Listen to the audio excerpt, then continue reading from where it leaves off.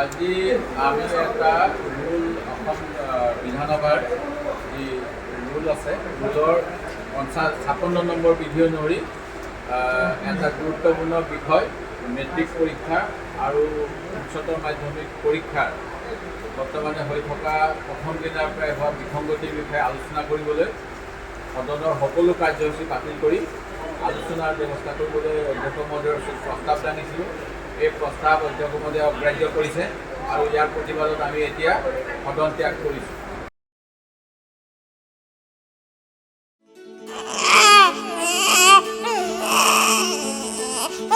অভিনন্দন, আপোনাৰ এজনী ছোৱালী জন্ম হৈছে।